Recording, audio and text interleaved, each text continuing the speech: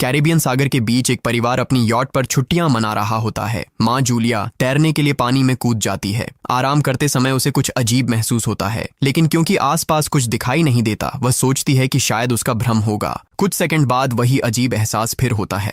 इस बार भी कुछ नजर नहीं आता, लेकिन अब वह घबरा जाती है और यॉट की तरफ तैरना शुरू करती है। तभी अचानक कोई उसकी टांग खींचने लगता है और वह मदद के लिए जोर जोर से चिल्लाने लगती है। उसकी बेटी कैसी हेडफोन लगाकर म्यूजिक सुन रही होती है, इसलिए उसे कुछ सुनाई नहीं देता। पति टॉम और बेटा बेन मछली पकड़ने में व्यस्त होते हैं। जूलिया पानी के ऊपर टिकने की कोशिश करती है, लेकिन मुंह में पानी जाने की वजह से चिल्लाना मुश्किल हो जाता है। थोड़ी देर बाद टॉम को एहसास होता है कि काफी देर से उसने जूलिया को नहीं देखा। वह यॉट पर उसे ढूंढता है और फिर अपनी पत्नी को खतरे में देख लेता है। वह बच्चों को बुलाता है, यॉट को उस तरफ ले जाता है और पानी में कूद जाता है। जल्दी से जूलिया तक पहुंचकर उसे संभालता है और यॉट की ओर तैरता है। बच्चे दोनों को ऊपर खींच लेते हैं। परिवार जूलिया को संभालता है, लेकिन जूलिया खुद को समझाती है कि शायद लहरों की वजह से ऐसा हुआ होगा। रात को सब मिलकर बेन का जन्मदिन मनाते हैं। कैसी को उसके बॉयफ्रेंड का कॉल आता है, तो वह लैपटॉप लेकर बाहर चली जाती है। वीडियो कॉल में उसका बॉयफ्रेंड दिखाता है कि शहर के ऊपर बड़े बड़े काले बादल छा गए हैं। कॉल ग्लिच होकर फ्रीज हो जाती है। कैसी यह बात परिवार को बताने आती है, लेकिन टॉम कहता है कि शायद जमीन से दूर होने की वजह से सिग्नल कमजोर है। तभी सबको एक आवाज सुनाई देती है। वे सब बाहर जाते हैं और देखते हैं कि व्हेल मछलियों का एक समूह गुजर रहा है। टॉम समझाता है कि व्हेल मछलियां हमेशा पृथ्वी के मैग्नेटिक फील्ड को फॉलो करती हैं, लेकिन जब तूफान आता है तो वे कंफ्यूज हो जाती हैं। अचानक यॉट जोर से हिलती है और बेन गिर जाता है। टॉम को चिंता होती है कि कहीं यॉट को नुकसान तो नहीं पहुंचा, इसलिए वह डाइव करके नीचे चेक करने चला जाता है। कुछ देर बाद वह सतह पर वापस आता है, लेकिन उसके कंधे पर एक बड़ा घाव होता है। जूलिया तुरंत उसका जख्म सीती है। टॉम बताता है कि पानी के अंदर उसे ऐसा लगा जैसे उसके पीछे कोई बहुत बड़ा जीव था, लेकिन जब उसने मुड़कर देखा तो प्रोपेलर से कट लग गया। वह कहता है कि जो भी चीज थी बहुत बड़ी थी। टॉम को यॉट पर काफी नुकसान दिखाई देता है, इसलिए उन्हें मदद बुलानी पड़ती है। जूलिया बार बार रेडियो पर कोशिश करती है। कैसी फोन पर सिग्नल ढूंढती है, लेकिन कुछ भी काम नहीं करता। तभी कैसी को एक अजीब सा जीव दिखाई देता है और वह चिल्ला उठती है, लेकिन वह तो बस बेन होता है जो मास्क पहनकर मजाक कर रहा होता है। कुछ देर बाद यॉट पूरी तरह बंद हो जाती है और समुद्र के बीच में फंस जाती है। जूलिया रेडियो में एक आवाज सुनती है, लेकिन आवाज इतनी खराब होती है कि उसे कुछ समझ नहीं आता। टॉम परिवार को बताता है कि उनके पास सिर्फ 4 दिन का खाना पानी बचा है और अब उन्हें किसी मछली पकड़ने वाली नाव का इंतजार करना होगा। अचानक रडार पर कुछ डिटेक्ट होता है और परिवार को एक अजीब सी आवाज सुनाई देती है। सब दौड़कर बाहर आते हैं और हैरानी से देखते हैं कि कई सारे उल्कापिंड जमीन पर गिर रहे हैं। जहां जहां उल्कापिंड गिरते हैं वहां बड़े धमाके होते हैं। एक उल्कापिंड पानी में उनके पास गिरता है तो टॉम तुरंत यॉट को चलाने की कोशिश करता है। इंजन मुश्किल से चलता है, लेकिन तभी एक और उल्कापिंड उस इलाके को हिट करता है। परिवार डर के मारे एक दूसरे को कसकर पकड़ लेता है। तभी टॉम को समझ आता है कि जो आग के गोले गिर रहे हैं वे उल्कापिंड नहीं बल्कि सैटेलाइट्स हैं। उसी वक्त बेन देखता है कि यॉट से धुआं निकल रहा है। टॉम चेक करता है और कंफर्म होता है कि इंजन खराब हो गया है। हवा तेज होने लगती है तो फैमिली यॉट के अंदर छुप जाती है, बिना ये नोटिस किए कि कंपास बहुत तेजी से घूम रहा है। यॉट जोर जोर से हिलने लगती है। बेन फिर से गिर जाता है और इस बार उसे चोट भी लग जाती है। लहरें तेजी से यॉट से टकरा रही होती हैं। टॉम स्ट्रगल करके बाहर जाता है और लाइफ जैकेट्स लेकर आता है। तभी पावर चली जाती है। टॉम तुरंत पावर बॉक्स का बटन प्रेस करता है और लाइट वापस आ जाती है। उस वक्त बेन नोटिस करता है कि जूलिया की नाक से खून बह रहा है। जूलिया को चक्कर आने लगते हैं, जबकि कैसी सिंक पर जाकर उल्टी कर देती है। टॉम रेडियो ट्राई करता रहता है पर सिग्नल नहीं मिलता। अचानक एक तेज हाई पिच्ड नॉइज आती है और हवा और भी स्ट्रांग हो जाती है। जूलिया दरवाजे बंद करने की कोशिश करती है, पर एक हैच खुल जाता है और हवा खिड़कियां तोड़ने लगती है। टॉम एक फ्लेयर जलाता है और थोड़ी देर बाद अंधेरा छा जाता है।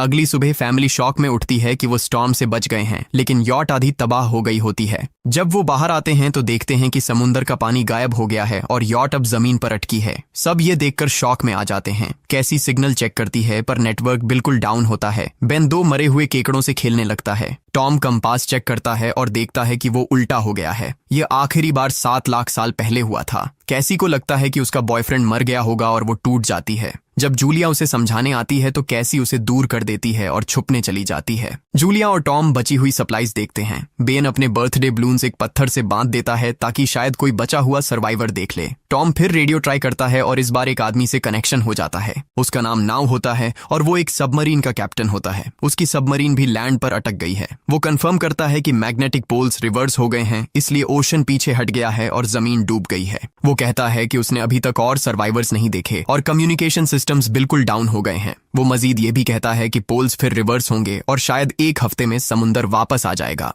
वो फैमिली को वार्न करता है कि जितना हो सके ऊंची जगह चढ़ जाओ, क्योंकि जब पानी वापस आएगा तो वो बहुत खतरनाक होगा। वो बोलता है उसका पार्टनर क्रैश में मारा गया और सबमरीन में बस 3 लोगों की ही जगह है। जूलिया और टॉम उससे कहते हैं कि प्लीज हमारे बच्चों को बचा लो। वो उन्हें अपने कोऑर्डिनेट्स दे देता है। टॉम कैलकुलेट करता है कि सबमरीन तक पहुंचने में 2-3 दिन लगेंगे। वो फैमिली से कहता है आज रात अच्छे से आराम कर लो, कल सुबह हम निकलेंगे। अगली सुबह फैमिली सामान पैक कर रही होती है, तभी टॉम को पास में कुछ हिलता हुआ दिखता है। वो एक लंगड़ा आदमी होता है जिसके हाथ में हार्पून होती है और साथ में एक कुत्ता लगातार भौंक रहा होता है। टॉम उसके पास जाता है और उसे पानी की बोतल देता है, लेकिन वो आदमी कुछ ऐसी भाषा में बोलता है जो टॉम समझ नहीं पाता। पानी पीने के बाद वो अजनबी अचानक टॉम के सिर पर बोतल मारता है और चेहरे पर जोर का लात मार देता है। जूलिया डर के मारे भागती है, लेकिन तब तक देर हो चुकी होती है। वो आदमी टॉम के पेट में हार्पून घुसा चुका होता है। टॉम कुछ पल तक तड़पता है और फिर वो उसकी गर्दन भी काट देता है। फिर वो आदमी जूलिया के पीछे भागता है और उस पर हार्पून फेंकता है, जिससे उसके कंधे में चोट लग जाती है। जूलिया दर्द सहते हुए यॉट के अंदर भागती है और बच्चों को बोलती है कि छुप जाओ। वो दरवाजा लॉक कर देती है। कैसी और बेन सोफे के अंदर घुस जाते हैं। जूलिया उन्हें फ्लेयर गन पकड़ाती है और खुद एक चाकू लेकर बाथरूम में छुप जाती है। वो आदमी दरवाजे पर जोर जोर से धक्के मारता है और आखिर अंदर घुस ही जाता है। पहले वो थोड़ा खाना उठाता है और फिर यॉट में इधर उधर ढूंढने लगता है, फिर बाथरूम की तरफ जाता है, लेकिन जूलिया समझदारी से एक छोटे छेद से बाहर निकल जाती है। वो आदमी सोचता है कि जूलिया भाग गई, लेकिन जैसे ही वो धीरे से निकलने लगती है, उसका कुत्ता उसे देख लेता है और भौंकने लगता है। कुत्ता उस पर झपटता है तो जूलिया चाकू से उसे मार देती है। कुत्ते की चीख सुनकर वो आदमी बाहर आता है और अपने कुत्ते की लाश देखकर आग बबूला हो जाता है। इस बीच जूलिया यॉट के दूसरे साइड से अंदर जाने की कोशिश करती है। वो ऊपर चढ़कर टूटी हुई खिड़की से अंदर घुसने लगती है, लेकिन वो आदमी पहले ही वहां पहुंच जाता है। वो उसे पकड़कर जोर से मुक्का मारता है, जिससे वो नीचे गिर जाती है। जूलिया फर्नीचर पकड़कर बचने की कोशिश करती है, लेकिन वो आदमी उसे लात मारकर दूर फेंक देता है। फिर वो उसकी कलाई पर पैर रख देता है ताकि वो चाकू छोड़ दे, और फिर उसके बाल पकड़कर उसका चेहरा जमीन पर दे मारता है और सोफे पर फेंककर उसका गला दबाने लगता है। बच्चे ये सब कुछ देख रहे होते हैं। कैसी बाहर निकलकर फ्लेयर गन चलाती है जो सीधा उस आदमी को लगती है। वो जल उठता है और यॉट में आग फैलने लगती है। बच्चे तुरंत भाग जाते हैं, लेकिन जूलिया वापस आती है। वो उसे एक किक मारकर गिराती है, मैप और बैग उठाती है और वहां से भाग जाती है। बेन और कैसी अपने पापा के पास जाकर रोने लगते हैं। जूलिया भी उनके साथ बैठ जाती है और तीनों मिलकर आंसुओं के साथ टॉम को आखिरी अलविदा कहते हैं। तभी वो डरावना आदमी फिर यॉट से बाहर निकल आता है तो फैमिली फिर से भागने लगती है। कुछ ही देर में यॉट एक बड़े धमाके के साथ उड़ जाती है। थोड़ी दूर चलने के बाद वो लोग एक छोटे से झरने के पास रुकते हैं ताकि थोड़ा आराम कर सकें। कैसी सोचती है कि शायद वो पागल आदमी उनके पास गुब्बारे देखकर आया था। ये सुनकर बेन खुद को कसूरवार मानने लगता है। जूलिया उसे समझाती है कि इसमें उसकी कोई गलती नहीं थी और सबको आगे बढ़ने को कहती है, क्योंकि वो आदमी अभी भी उनके पीछे है। रास्ते में एक छोटे तालाब के पास बेन एक मरी हुई हैमरहेड शार्क देखकर हैरान रह जाता है। तभी जूलिया नोटिस करती है कि वो आदमी फिर उनके करीब पहुंचने वाला है। सब लोग दौड़ पड़ते हैं और एक रेत के टीले से नीचे गिर जाते हैं, जहां उन्हें जहरीला कचरा दिखाई देता है। फैमिली सावधानी से उसे पार करती है और लगता है कि उन्होंने उस आदमी से पीछा छुड़ा लिया है। चलते चलते उन्हें बड़े बड़े मरे हुए सी एनिमल्स और समुंदर के नीचे जमा हुआ सारा प्लास्टिक दिखने लगता है। बेन धीरे धीरे चलने लगता है तो जूलिया समझ जाती है कि वो डिहाइड्रेशन के करीब है। वो सबको रुकने को कहती है। जब वो पानी की बोतल देखती है तो उसे झटका लगता है। बोतल में पानी लगभग खत्म हो चुका होता है। कैसी को एहसास होता है कि शायद उसने बोतल ठीक से बंद नहीं की थी। जूलिया गुस्से में चिल्लाती है कि उसकी लापरवाही की वजह से पानी खत्म हो गया। कैसी जवाब देती है, क्या फर्क पड़ता है, वैसे भी हम बचने वाले नहीं हैं। दोनों के बीच लंबी बहस होती है, फिर भी फैमिली आगे चलती रहती है। कुछ देर बाद उन्हें एक क्रैश हुआ प्लेन मिलता है। अंदर कुछ हिलता डुलता देख सब डर जाते हैं, लेकिन वो सिर्फ कुछ पक्षी होते हैं। फैमिली तय करती है कि रात यहीं प्लेन के अंदर गुजारेंगे। वो थोड़ा सा स्नैक शेयर करते हैं और जूलिया को टॉम की जैकेट में एक फैमिली फोटो मिलती है, जिसे देखकर उसका दिल टूट जाता है। कैसी पूछती है, मॉम आप और डैड की लव स्टोरी क्या थी? जूलिया मुस्कुराकर बताती है, टॉम हॉस्पिटल में मेरा पेशेंट था। फिर एक दिन उसने फूल और एक प्यारी सी कविता देकर अपना प्यार जताया था। रात के बीच में कैसी प्लेन से बाहर जाती है। तभी वो डरावना आदमी उसे पीछे से पकड़ने की कोशिश करता है, लेकिन जूलिया अचानक पीछे से उस पर टूट पड़ती है और बार बार चाकू से वार करके उसे मार देती है। कैसी अपनी माँ को गले लगाकर शांत करती है। अगली सुबह उस आदमी की लाश पर कीड़े गुंड पड़े होते हैं।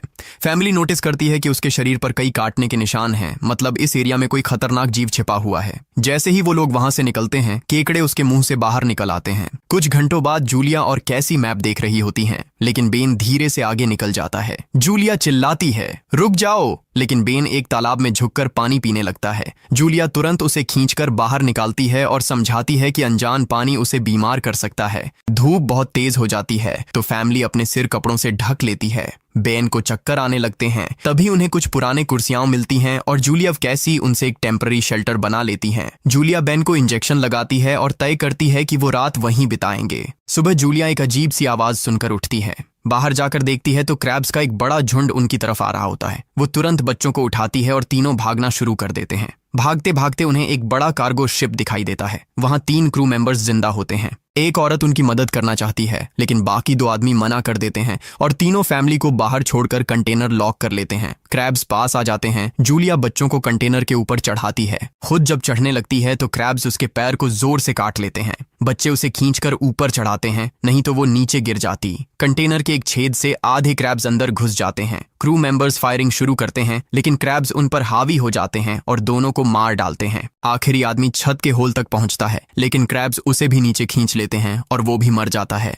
जूलिया अपने जख्म पर पट्टी बांधती है और बेहोश हो जाती है। कुछ देर बाद जब वो उठती है तो खुद को रेत के तूफान के बीच अकेली पाती है। वो घबराकर बच्चों को ढूंढने लगती है। एक मरी हुई औरत का हथियार उठाती है और जोर जोर से चिल्लाती है। कैसी उसकी आवाज सुनकर लौट आती है और बताती है कि वो और बेन मदद ढूंढने गए थे, लेकिन कोई नहीं मिला। फिर दोनों बेन से मिलते हैं, जिसे एक खुला कंटेनर मिलता है जहां वो तूफान खत्म होने तक रुक सकते हैं। जूलिया टॉम का लाइटर निकालती है और अपने जख्म को जलाकर बंद करती है, जो बेहद दर्दनाक होता है। तूफान थमने के बाद उन्हें एक और कंटेनर मिलता है जिसमें बहुत सारी पानी की बोतलें होती हैं। बॉडीज चेक करते वक्त उन्हें एक रेडियो और एक गन भी मिलती है। जूलिया नाव से संपर्क करती है और बताती है कि मैप खो गया है। इस पर नाव बताता है कि उन पर आर्थ्रोपॉड्स ने हमला किया था। वो अब इसके जीव हैं, जो ऑक्सीजन की वजह से पूरी तरह पागल हो चुके हैं। अब नाव फैमिली को जल्दी करने को बोलता है, क्योंकि उसके इंस्ट्रूमेंट्स ने कैलकुलेट किया है कि समुद्र उम्मीद से ज्यादा जल्दी वापस आएगा और उनके पास सिर्फ कुछ घंटे बचे हैं। वो एक फ्लेयर शूट करता है और फैमिली उस दिशा में चलना शुरू करती है। लंबी वॉक के बाद फैमिली को एक टूटा हुआ टॉयलेट मिलता है जिसमें बेन पेशाब करता है। अब वो लोग आखिरकार सबमरीन को पास ही देख लेते हैं, लेकिन वहां पहुंचने के लिए उन्हें एक बड़ा चट्टानी रास्ता पार करना होगा। जैसे ही वो रास्ते से गुजरते हैं, दीवारें हिलने लगती हैं और पत्थर गिरने लगते हैं, जिससे एक भयानक रॉक स्लाइड हो जाता है। जूलिया तुरंत अपने बच्चों को साइड में धक्का देती है और खुद भी पीछे हट जाती है ताकि कुचली न जाए। अब एक पत्थर की दीवार उनके बीच आ गई है। जूलिया बच्चों से कहती है कि वो बिना उसके आगे बढ़ जाए, लेकिन कैसी मना करती है और जोर देती है कि उसकी मां को चढ़ने की कोशिश करनी चाहिए। बहुत बहस होती है और चिल्लाने के बाद जूलिया वादा करती है कि वो बाद में अपने बच्चों को ढूंढ लेगी। मजबूर होकर कैसी अपने भाई को खींचकर आगे ले जाती है। बच्चे चट्टानी रास्ता चढ़कर सबमरीन की तरफ भागते हैं, लेकिन वहां पहुंचकर देखते हैं कि नाव बाहर खून में लथपथ पड़ा है। वो समझाता है कि उसके लिए सब खत्म हो गया है और अब बच्चे सबमरीन ले सकते हैं। ये सोचकर कि एक एक्स्ट्रा जगह होगी, कैसी वापस अपनी मां को ढूंढने भागती है। तभी जूलिया केकड़ों को आता देखती है और वो फायरिंग शुरू कर देती है। कुछ केकड़ों को वो मार देती है, लेकिन झुंड बहुत बड़ा होता है और सबसे लड़ना मुश्किल हो जाता है। उसी वक्त कैसी दीवार के ऊपर दिखाई देती है और हाथ आगे बढ़ाती है तो जूलिया अपने घायल पैर के बावजूद तेजी से चढ़ना शुरू करती है। कैसी की मदद से वो दूसरी तरफ पहुंच जाती है और दोनों साथ में सबमरीन की तरफ भागते हैं। बेन पहले से ही ऊपर खड़ा होता है और फायर खोल देता है ताकि केकड़े डिस्टर्ब रहें जब तक फैमिली ऊपर चढ़ जाए। केकड़े नाव के शरीर तक पहुंचते ही तुरंत उसे खाने लग जाते हैं। जूलिया गन उठाती है और फायरिंग जारी रखती है जब तक बच्चे अंदर चले जाएं। जब वो सुरक्षित हो जाते हैं, जूलिया समझती है कि गोलियां खत्म हो गई हैं, तो वो गन केकड़ों पर फेंक देती है और अपने बच्चों के साथ अंदर चली जाती है। फैमिली हैच को अच्छे से लॉक करती है और खिड़की से केकड़ों को सबमरीन के चारों तरफ देखती है। इसी वक्त समुद्र वापस आ जाता है तो तीनों तुरंत अपनी सीटों पर बैठकर बेल्ट पहन लेते हैं और एक दूसरे का हाथ पकड़ लेते हैं। तेज लहरें सबमरीन को जोर जोर से इधर उधर फेंकना शुरू कर देती हैं, जिससे जूलिया को पूरी जर्नी के विजन दिखने लगते हैं और कैसी उल्टी कर देती है। जल्दी ही वो हाई पिच आवाज वापस आती है और फैमिली बेहोश हो जाती है। कुछ देर बाद जूलिया और बच्चे होश में आते हैं और खुद को जिंदा देखकर खुश होते हैं। वो हैच अनलॉक करके बाहर निकलते हैं और देखते हैं कि लहरों ने सबमरीन को एक तबाह शहर में गिरा दिया है। यानी अब जिंदा रहने और नया जीवन शुरू करने की उम्मीद है। और यहीं पर फिल्म खत्म होती है। चैनल को सब्सक्राइब करना न भूलें और बेल आइकन जरूर दबाएं ताकि आपको ऐसे ही मजेदार वीडियो मिलते रहें। देखने के लिए धन्यवाद।